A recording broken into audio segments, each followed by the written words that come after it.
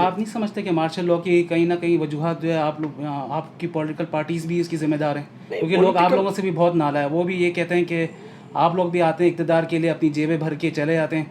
For example मैं आपसे एक थोड़ी सी आपको वजाहत इसकी अपनी देता चलूँ स्टेटमेंट की, कि अभी आप लोगों की 19 दिन पहले हुकूमत ख़त्म हुई है। पीडीएम में आप लोग जो है, शहबाज शरीफ साहब जो थे वो प्राइम मिनिस्टर थे पाकिस्तान के, तो अभी पूरे पाकिस्तान में स्ट्राइक की कॉल दी गई है। पेट्रोल जो है 305 का हो गया है, डॉलर भी 300 से क्रॉस चला गया है। तो आप लोग किस जस्टिफिकेशन के तहत आप लोग जो है इस स्ट्राइक को भी आप लोग कहते हैं कि हम भी आवाम के साथ हैं इस स्ट्राइक के अंदर? तो क्या जस्टिफिकेशन, किस जस्टिफिकेशन के ऊपर आवाम आप पे यकीन करे कि भाई अभी आप लोगों की हुकूमत ख़त्म हुई है, तो आप तो खुद, वो लोग तो आपको ज़िम्मेदार करार दे रहे हैं इन सब चीज़ों की?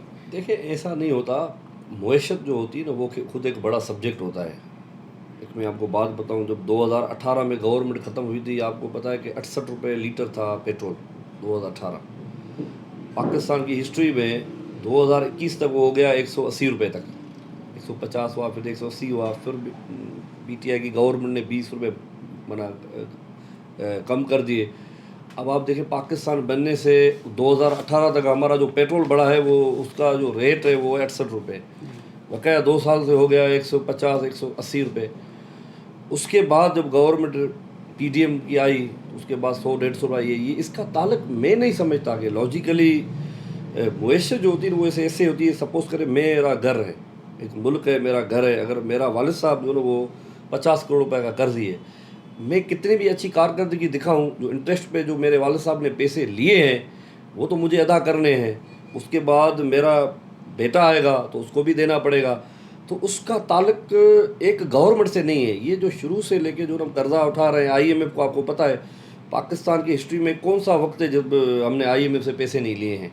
जब लेते हैं तो उनका एक इंटरेस्ट रेट होता है, तो डॉलर की जो ऊपर नीचे होता है वो भी हमारे आईएमएफ से जो कर्जे होते हैं। तो इन सारी चीज़ों का जो ना ताना बाना एक साथ होता है। इस पर गवर्नमेंट का नहीं होता कि भाई महंगाई नून लीग की गवर्नमेंट क्यों करेगी। नून लीग की गवर्नमेंट ने हर दफ़ा आवाम के लिए सोचा है। आप देखें, डॉलर 2018 पे कितने का था, पेट्रोल कितने का था, फिर अचानक जो ये इम्बेलेंस पैदा किया था ना, वो पीटीआई की गवर्नमेंट ने पैदा करके 68 से लेके डबल हो गया। हालांकि पाकिस्तान की तारीख में पेट्रोल बढ़ता था, 6 रुपये बढ़ता था, 2 रुपये बढ़ता था, 8 रुपये बढ़ता था, 10 रुपये भी बढ़ना जो ना वो बड़ी बात होती थी। ये जो रेफरेंस बनाया है, ये जो प्रेसिडेंट बनाया है, वो पीटीआई की गवर्नमेंट ने बनाया। उनका जो नुकसान था, उनका जो भी हालात पैदा किए, उसका अजाला जो कर रही ना वो ये पीडीएम की गवर्नमेंट ने की, क्योंकि वो एक आर्टिफिशियल गवर्नमेंट थी। पीडीएम की गवर्नमेंट देखे ना, सिंध में पीपल्स पार्टी की गवर्नमेंट तो है ना यार, इस पर तो कोई इनकार नहीं कर सकता। लोग भुट्टो लेगेसी को वोट देते हैं। ये एक जुदा बेस है कि नून लीग कितनी प्रायोरिटी पे जो ना सिंध के पॉलिटिक्स पे अमल दखल करती है, यहाँ आगे चलकर वो कितनी करेगी।